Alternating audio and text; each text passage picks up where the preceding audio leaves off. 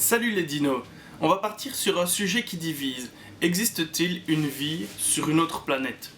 Pour ma part, ça me paraît plutôt logique. Si notre univers est aussi infini qu'on le dit, il est impossible que quelque chose quelque part ne se soit pas développé, peu importe sous quelle forme.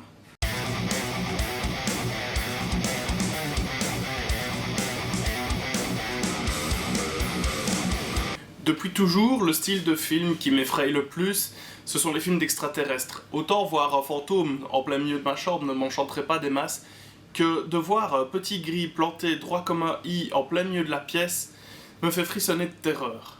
Après tout, est-ce que ce n'est pas plus réaliste? En 1966, l'ufologue et écrivain français Jean Vallée a créé une classification qui permet de définir tout type de phénomènes paranormaux.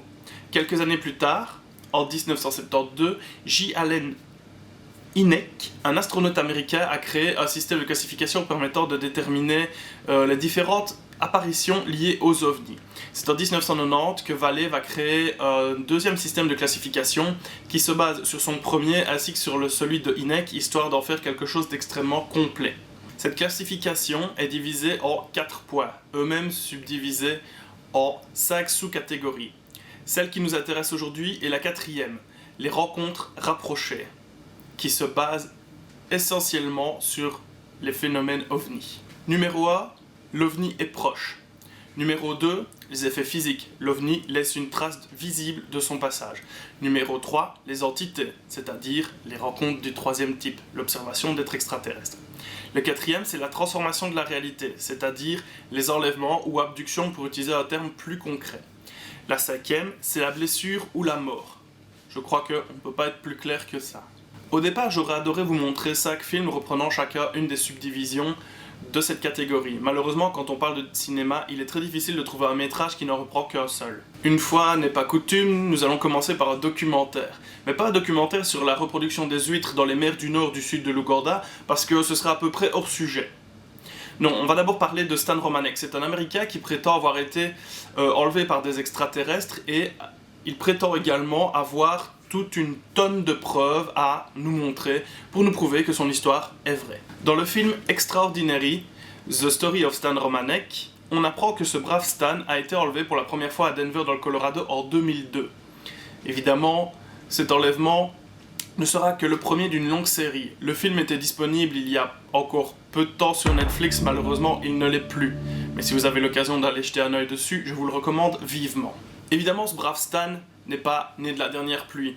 Pour pouvoir nous prouver qu'il a raison et que tout ce qu'il raconte n'est pas de la fourberie, il va équiper sa maison et tous les alentours de caméras et va prendre en photo la moindre preuve possible et imaginable de ces enlèvements. Si j'ai bonne mémoire, cet extrait a été utilisé dans l'émission Fact or Faked, fait ou faux en français, qui en fait nous montre une équipe d'experts qui reprend des vidéos de ce style et essaie de prouver si elles sont vraies ou pas. Dans le cas de celle de Stan, apparemment ils n'ont pas réussi à prouver que ça avait été truqué et pour eux, les images sont donc vraies. Durant ce film, on peut voir tous les sévices que Stan peut subir, des brûlures, des coupures, et on y apprend aussi qu'il est le père de plusieurs centaines ou milliers d'enfants qui sera en fait le croisement des extraterrestres et lui-même. Les questions qu'on peut se poser en regardant ce reportage, c'est déjà, est-ce que c'est vrai? Il est évident que non. Quand on regarde les différentes images, on se rend bien compte que les extraterrestres en question sont sans doute des marionnettes, et que ça ne les rend pas pour autant moins flippants. Moi, ce qui me pose vraiment problème, c'est de se dire que cet homme a été brûlé, coupé, enlevé, il a des traces à un moment sur le visage, il s'est pris des coups, je ne sais plus exactement, et on se dit, mais si c'est un faux documentaire, ou en tous les cas, s'il a simulé tout ça, jusqu'où était-il prêt à aller pour nous prouver qu'il avait raison, et que toute cette histoire n'était pas une supercherie? C'est incroyable de se dire qu'un homme peut s'infliger des choses comme ça ou à l'aide d'un complice afin juste d'obtenir de la crédibilité en fait. Voilà, c'est le genre de choses, enfin, moi ça me laisse songeur, je sais pas à vous, mais Hein? Quoi?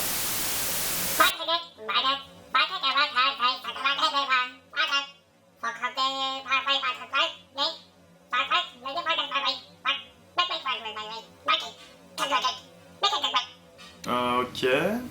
Tout ça était vraiment étrange. Bon, on va quand même essayer de passer à la suite. À l'heure actuelle, un des films qui me fait toujours le plus serrer les fesses quand je le regarde, c'est Signs de M. Shyamalan.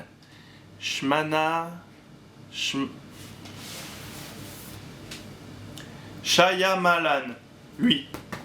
Ce type est réellement un excellent réalisateur et on passera sa phase Avatar ou son film sur le vent qui tue. Moi, quand on me parle de Signs, je vois toujours, enfin, en tous les cas, il y a 2 scènes qui me viennent directement à l'esprit, ou peut-être même 3. La première, c'est le jumpscare du téléphone. La deuxième, c'est quand, je crois que c'est Meryl, ou en tous les cas, un des 2 adultes sort en criant comme ça, et parce qu'il a vu quelqu'un debout au-dessus de la grange, sans savoir à ce moment-là, évidemment, que c'est des extraterrestres.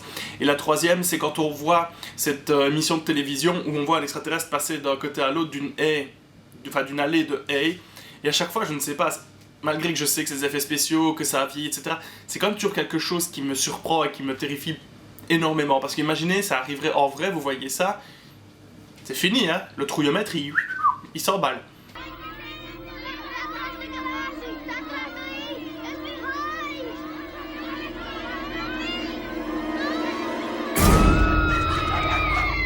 Le film de 2002 est porté sur ses épaules par Mel Gibson et Joaquin Phoenix, qu'on peut voir en ce moment dans le Joker, mais aussi sur les jeunes épaules de Rory Culkin, le petit frère de Kevin,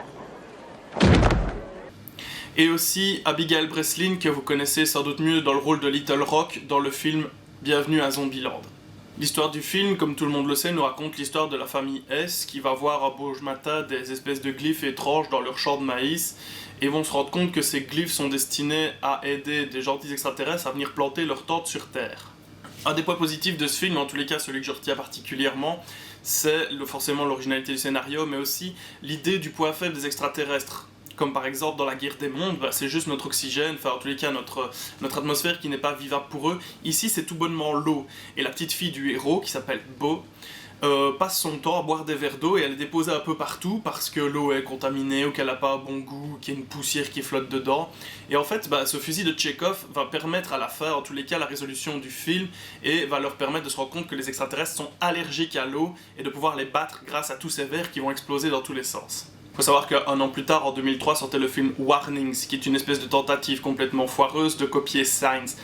Dans ce film, en fait, les effets spéciaux sont pourris, le scénario va pas très loin, il y a 2-3 bonnes idées, mais ça casse pas 3 pattes à un poulet.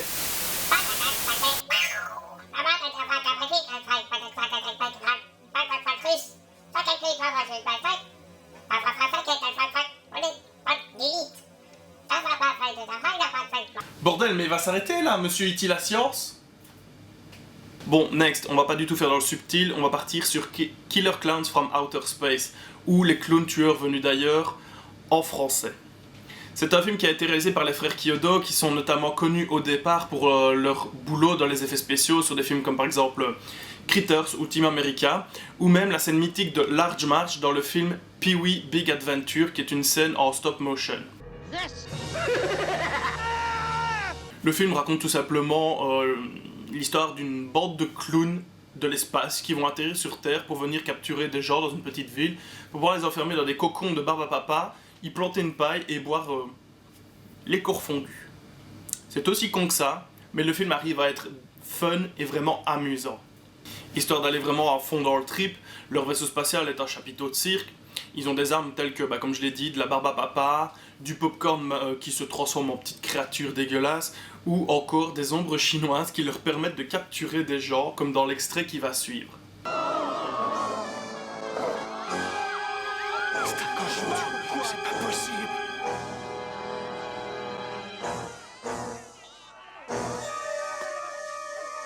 Quelque chose qui rend ce film encore plus fun, quelque part, c'est ce doublage français qui est des fois la limite du réel, tellement il est décalé de la réalité, comme peut en attester cet extrait. Par tous les diables de l'enfer, est-ce que tu as vu cette traînée jaune qui vient de traverser le ciel, mon petit pou? Ce film bénéficie d'ailleurs d'une nouvelle édition en DVD Blu-ray chez EC Éditions que je n'ai malheureusement pas encore pu acquérir.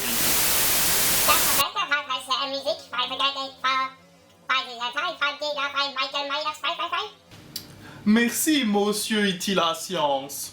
Passons à Phénomènes paranormaux ou The Fourth Kind en anglais. C'est un film qui m'a super fait peur à l'époque parce que j'étais déjà beaucoup plus jeune, mais en plus parce que le film commence en vous expliquant que en fait tout est réel. Le film est constellé de petits extraits que vous voyez en côte à côte, donc il y a le film d'un côté, les extraits à droite, et on vous dit que les extraits sont vrais. D'ailleurs, le début du métrage commence comme ceci.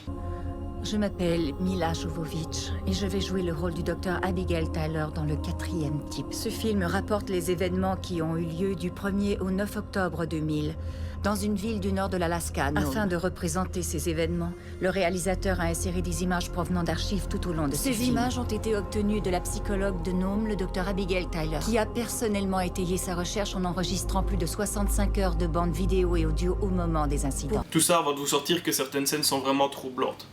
Je vous avoue qu'à l'époque, j'ai vraiment flippé, mais j'ai pas cherché plus loin non plus, j'ai juste regardé le film et ça m'a vraiment foutu les foies. Et puis, pour faire justement cette vidéo, je me suis un petit peu renseigné et je me suis rendu compte qu'en fait, c'était du gros fake. Malgré que c'est vraiment flippant, c'est du gros fake. Et que le docteur Abigail Tyler n'a jamais existé, elle est jouée par une actrice anglaise, une actrice de théâtre d'ailleurs. Et c'est peut-être pour ça qu'ils l'ont utilisée, c'est peut-être pour justement utiliser le fait qu'elle soit beaucoup moins connue au cinéma qu'au théâtre, et que les gens y croient réellement. Malgré tout, ces faux extraits d'archives sont réellement flippants par moments, et plus particulièrement quand les protagonistes se mettent à parler en sumérien. Octobre 2000, Scott, voix sumérienne. Répondre. Inutile. Prier. Je. Ici. Terminé. Recherche.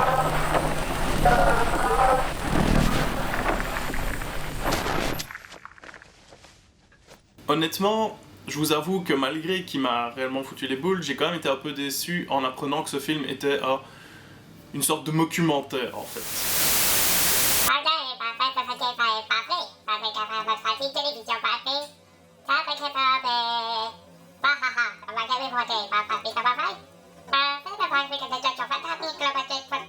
Mais que ferions-nous sans vous, monsieur E.T. la science? Le deuxième film dont j'aimerais vous parler, c'est le film Dark Sky. C'est un film qui va un peu vous prendre dans tous les sens et pour vous montrer un super twist à la fin, un truc plutôt, je dirais pas dire que c'est inattendu, mais en tous les cas bien amené. C'est le film qui raconte l'histoire d'une famille qui va avoir de plus en plus de phénomènes paranormaux se dérouler dans leur maison et à l'extérieur. Comme par exemple des photos qui disparaissent ou encore des oiseaux qui viennent se cracher sans raison sur la maison.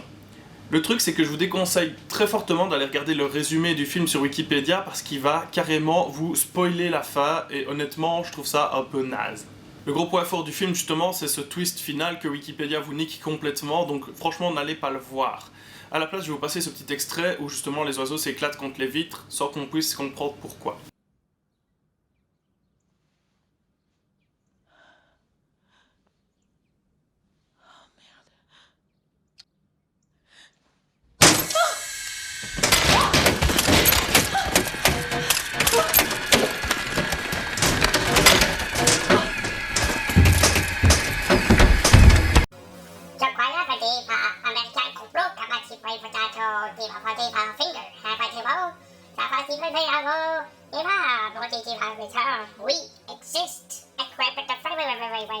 Je crois que Monsieur E.T. la science est parti. Ouais, il est parti. Ça va alors. Du coup, on peut conclure cette vidéo tout simplement en vous disant merci et en vous rappelant de liker, follower, ici Facebook, machin, tout ça. Et d'ailleurs, en parlant de Facebook, n'oubliez pas qu'il y a un concours jusqu'au 25 décembre pour gagner 2 super films en DVD, des super films cultes. Il y a Elvira et le Château Hanté et Sleepy Hollow de Tim Burton. Il y aura un tirage au sort, je dirais même plus un tirage au sort, fin décembre, pour que la fête de Dino Noël puisse être éternelle. Sur ce, je vous dis ciao ciao, à la prochaine fois, j'espère que cette vidéo vous aura plu.